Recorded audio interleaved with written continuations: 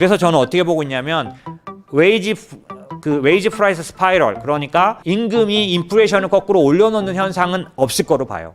그래서 앞으로 1년 정도 지나면 인플레이션은 상당히 잠잠해질 거로 보는데, 앞으로 1년 정도 인플레이션이 다시 2%대로 뚝 떨어지고 쉽게 내려가지는 못하는 게 주택, 주거비 관련된, 이게 전체 인플레이션에서 40% 정도 차지하니까, 그 다음에 지금 말씀드린 임금, 서비스 인플레이션에 거의 많은 영향을 임금 인플레이션이 차지하는데, 얘가 그렇게 빨리 좋아질 수는 없으니까. 하지만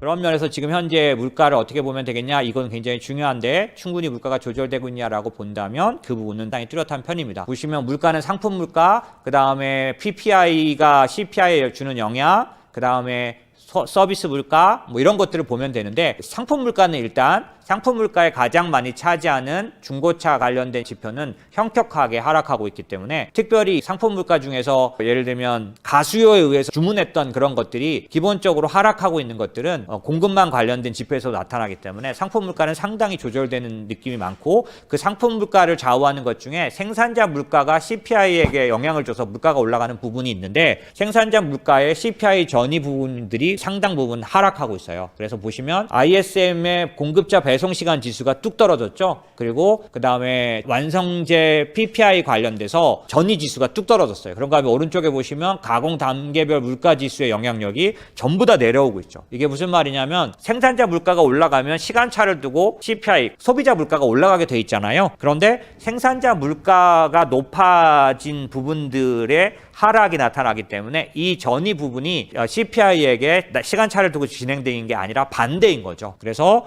CPI가 점점점 내려갈 수 있는 현재 상황은 생산자 물가를 따져보면 알 수 있는데, 생산자 물가 부분이 전부 다 긍정적인 변화들이 나타나고 있다. 공급자 배송 시간 같은 것들이 움직이면서, 제가 다른 지표들 예전에 보여드렸지만 공급망 압박 지수 같은 것들이 다 내려오고 있고요. 그 다음에 나오네요. 글로벌 운임 지수도 다 내려옵니다. 그래서 컨테이너 지수도 같은 거죠. SCFI 같은 거, 상해 컨테이너 지수 같은 것들이 다 내려오고 있어요. 그런가 하면은 공급망 압박 지수, 이것도 계속해서 내려오고 있고, 그 다음에 오른쪽에 보시면 최종 소비재 생산자 물가 지수는 식료품과 에너지 부분을 빼고 나면 현격하게 내려와 있죠. 식료품과 최종 소비재 중에서 식료품과 에너지 부분이 거의 대부분인 것들을 확실하게 알 수 있고요. 그런가 하면 서비스 물가는 임금과 관련돼서 많이 움직이는데, 임금 상승률이 3달째 내려오고 있습니다. 그리고 자영업자들의 임금 인상 계획과 임금 상승률 계획이 하락하고 있고, 그런가 하면 서비스 물가에 정말 제일 많이 차지하는, 전체 물가 지수 중에서 40% 정도 차지하는 주거비 물가, 그러니까 주거비죠. 이 부분도 사실상은 이제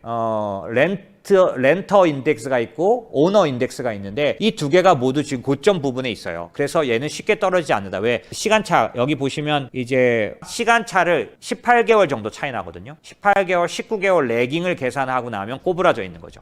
그래서 기본적으로는 지금 당장 지표가 완전히 좋아진 모습은 안 나타나지만 18개월, 19개월 격차를 보고 내려갈 수 있는 걸 계산해 보면 떨어지고 있다라는 거죠. 그래서 그런 면에 서비스 물가가 내려가는 부분들이 나타나고 있고, 만약에 지금 핵심 PC 인플레 지표를 월간 0.3% 상승으로, 최근에 나온 지표가 그래요. 그렇게 계산하면 연말 인플레가 3%대 후반까지 하락이 가능하다라고 얘기하는 이유는, 지금 상승률로 계속 진행될 경우 그렇고요. 만약에 상승률이 좀 더 낮아진다면, 최근에 말한 것처럼 한 0.20까지 낮아진다고 하면 3%대까지도 떨어질 수 있는 상황이죠. 그래서 사실 저는 그렇게 보진 않습니다. 왜냐하면 임금 인플레이션과 주거비 인플레이션이 쉽게 떨어지지 않아요. 이거 스티키 인플레이션이라고 제가 얘기했는데, 이 스티키 인플레이션은 그렇게 금방 떨어지지 않습니다. 그리고 지금 스티키 인플레이션을 붙들고 있는 그런 어떤 커다란 지표들이 있어요. 그게 뭐냐면, 주택 같은 관련해서는 두 가지 커다란 특징인데, 하나는 미국이 서프라임 모기지 사태 이후에 주택 공급이 빠르지 않았어요. 워낙 박살이 크게 났기 때문에 조금씩 공급하는 바람에 아직도 공급량이 부족합니다. 그래서 기본적으로 집값은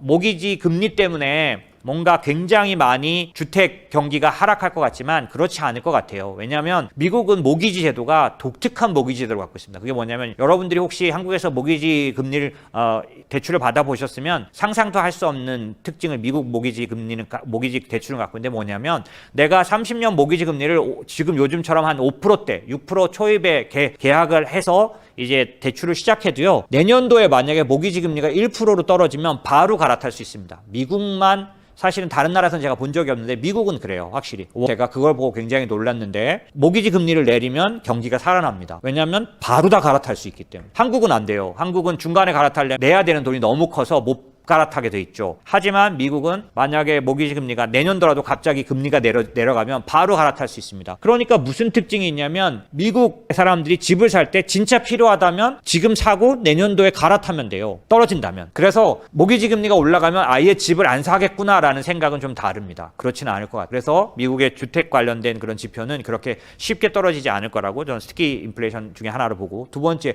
임금 인플레이션 같은 경우에도 뭐가 문제냐면 기본적으로 코로나 때문에 생긴 독특한 환경 때문에 경제활동 참여 인구가 뚝 떨어져 있는 상황에서 저임금 노동자들이 돌아오고는 있는데 얼만큼 돌아올지는 사실은 아주 예측이 가능한 상태는 아니에요. 왜냐하면 개인의 선택의 문제잖아요. 내가 돈은 훨씬 덜 벌더라도 코로나 위험한 그런 물류 일을 안 하겠다, 이럴 수도 있잖아요. 왜냐하면 이미 앞에서 한 1년 정도 그렇게 경험해 왔잖아요. 그런 사람들이 참여 노동 인구가 안 되는 바람에 지금 구인 비율은 1.9, 구직이나 혹은 일자리를 막 떠나는 사람들 높고 막 이런 상황인데, 이게 돌아와야, 어느 정도는 돌아와야 임금 인플레이션이 내려갈 수 있는데 그게 그렇게 급격하게 일어나지는 않을 가능성이 있어요. 왜냐하면 물론 이민자가 들어오고 있고 그다음에 저임금 노동자들이 속속 들어오고는 있습니다. 왜냐하면 아까 제가 말씀드린 미저리 인덱스는 기본적으로 옛날처럼 정부가 계속 돈을 대준다면 모를까 버틸 수 없는 상황이죠. 그러니까 개선은 될 거라고 봅니다. 그래서 저는 어떻게 보고 있냐면 웨이지 프라이스 스파이럴, 그러니까 임금이 인플레이션을 거꾸로 올려놓는 현상은 없을 거로 봐요. 그래서 앞으로 1년 정도 지나면 인플레이션은 상당히 잠잠해질 거로 보는데, 앞으로 1년 정도 인플레이션이 다시 2%대로 뚝 떨어지고 쉽게 내려가지는 못하는 게 주택, 주거비 관련된, 이게 전체 인플레이션에서 40% 정도 차지하니까, 그 다음에 지금 말씀드린 임금, 서비스 인플레이션에 거의 많은 영향을 임금 인플레이션이 차지하는데, 얘가 그렇게 빨리 좋아질 수는 없으니까. 하지만 그 외 헤드라인 인플레이션의 많은 부분을 차지했던 에너지와 식품이 아까 설명드린 것처럼 수요 파괴에 의해서 급격하게 수요가 급락하면서 가격들이 하락하고 있기 때문에 눈에 띄는 인플레이션 효과는 보여질 거로 보여지는 거죠. 그래서 저는 올해 말 인플레이션 예상치는 저는 이제 4%대 정도를 보고 있는데요. 하지만 내년도 가면 내년도 하반기 정도까지, 앞으로 1년 정도 되면은 다시 2%대로 기원할 거로 보고, 2차 대전 이후에 한 3번 정도는 마이너스로 급속하게 빠져버린 적도 있었습니다. 지금처럼 수요가 파괴될 때. 그래서 길게 잡아 1년 이후에는 다시 디플레이션 시기로 돌아갈 거라고 저는 보고는 있어요. 하지만 당장 몇 달 안에 인플레이션이 그렇게 쉽게 떨어지지는 않을 거로 보고 있습니다.